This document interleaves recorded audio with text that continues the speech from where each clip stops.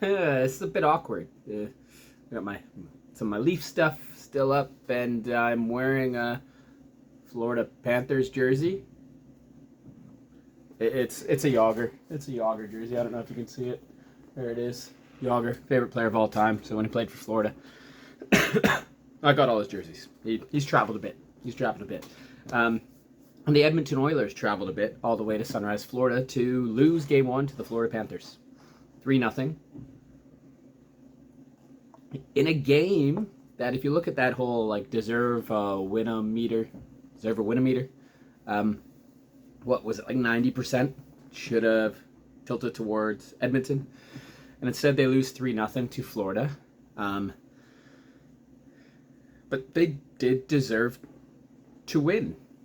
If you think about chances and shots on goal and high-end scoring chances, however, they didn't. And there's a few reasons for that. One, the CC Nurse defensive pairing still does not work. I don't know why they went back to it. Two, when Florida got their chances, their good scoring chances, they scored. And three, when Edmonton got their high-end scoring chances, Bobrovsky went, no, not today. I had a bet that Florida would score within the first 10 minutes or 9 minutes, 59 seconds. They do. Of course, it's Carter Verhaeghe, former Leaf. He scores off a beautiful play by Barkov, and I think it might have been Reinhart there on the sideboards that fed it over to Barkov. And it's crazy because McDavid and team thought they were going one way, and Florida went the other way. And I didn't realize Sasha Barkov was that fast, but he had a beautiful backhand across because Cody Ceci decided to, even though Barkov wasn't if here's the net and here's Barkov going, he's still quite a ways away, and Ceci went, I'm gonna go after Barkov right now. Terrible decision. Left for Hagee. Hyman can't get back in time to get him. He scores just inside the post to make it 1-0. And then Edmonton just pushed forward. Connor McDavid went around Aaron Ekblad like it was nothing. He tried to go 5-hole on Bobrovsky, and Bobrovsky said, not today. Adam Henrique went on a breakaway, and he tried to do, go to the backhand. I think he wanted to go, the Ryan O'Reilly, top shelf backhand. It didn't get up. Bobrovsky's there, pad down, glove down. Ryan Nugent-Hopkins gets sent on a breakaway as well. He gets robbed. Oh, I forgot, at the beginning of the game, Zach Hyman on a turnover. Point blank, shot it. Bobrovsky went, I'm going to head this one down. Made the save. Later on, I think when they were down 2-0, because Rodriguez scored, another forward Leaf, off just an Oilers mistake. I think it was, I forget who, was Listerinen who fed it out from behind the net, or Stanley? Someone, I don't know, went to Rodriguez and he sniped top corner. That was cool. It was 2-0. I was going for Edmonton. I'm wearing a Florida jersey, but I was going for Edmonton. My buddy's an Edmonton fan, so I'm going to go for Edmonton. And they're Canada's team. But anyway, made it 2-0. But Janmark had another breakaway, and he went to go to the backhand as well, I think, and he got stopped, and then it stuck under Bob's pad, and he wasn't really sure who it was, and Connor Brown went in and just freaking shoved it in. I went, might as well. Could have been loose. It wasn't. Then there was tons of other chances for so many guys, like Zach Hyman throwing the puck too high on a backhand on a wide open net in his little slot, which is literally within the crease. Another one where the pass comes through and he just can't get a stick to it because Florida Panthers D are getting in the way and they're blocking shots. And yeah, it was how Florida just gung-ho against every team they've played, and it was overwhelming. That's how the game started, and then they got their lead. But once they got their lead, they became what the Edmonton Oilers were against Dallas, where they were just playing defensively, and hopefully their goaltender makes a couple big saves if Edmonton squeaks through, while Edmonton went, we're going to go gung-ho, kind of like what Dallas did against Edmonton in Game 6. But Edmonton couldn't score, just like Dallas. They couldn't even get one, though. Dallas did get one. So Listerinen scores in the empty net with no time left, and that made it 3-0. But this was Bob's game. Holy crap. He was spectacular.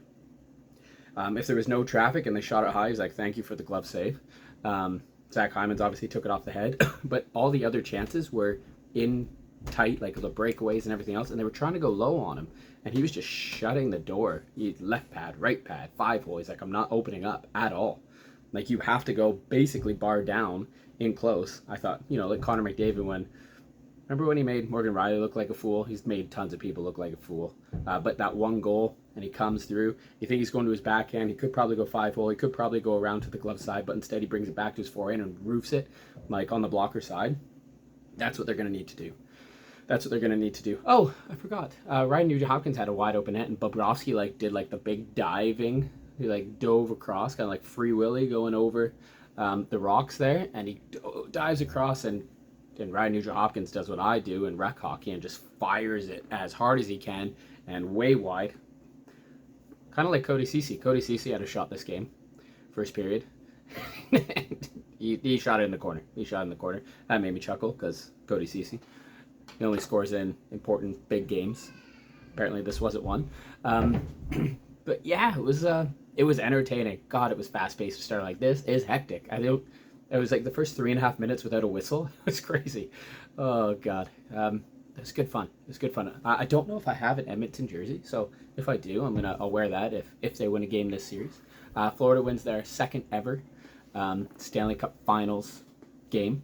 They won one last year against Vegas. They got swept when they were in the finals against Colorado, and then they win one here against Edmonton. Do I think this is going to be a long series? Heck yes. Do I want it to be a long series? Heck yes. I think Edmonton, what's the quote from McDavid? I don't know if it's real or not, saying like, we probably shouldn't have won the last one against Dallas.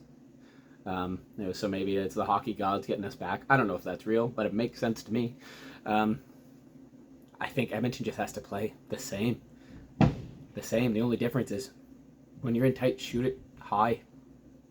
You're getting chances. Bob was just in the zone. Oh my gosh. Wow. Crazy. But I love this series. I think it's great. I know they were like pushing for a goal, so they put like Draisaitl and Hyman and McDavid together. I like that every once in a while. I wouldn't do it full time. No, you need that extra threat. You need those different threats. So, after a penalty kill or whatever, yeah, throw them out.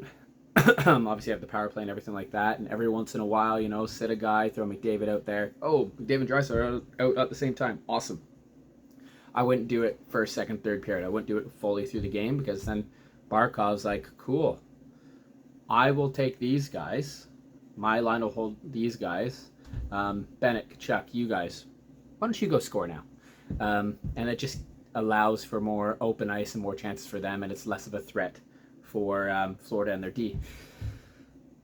But God, it's going to be a battle, isn't it? So, Florida Panthers up 1-0 against the Edmonton Oilers, winning 3-0 in Game 1. Sergei Bobrovsky, MVP of this game. Oh, he's looking at Sasha and going, hey, I'm coming for that Conn Smythe. It's pretty cool. Anyway, take care, everyone. See you after Game 2. I can't say go Leafs go now. I don't know. Go hockey go. God, I love the Stanley Cup Finals. I love hockey.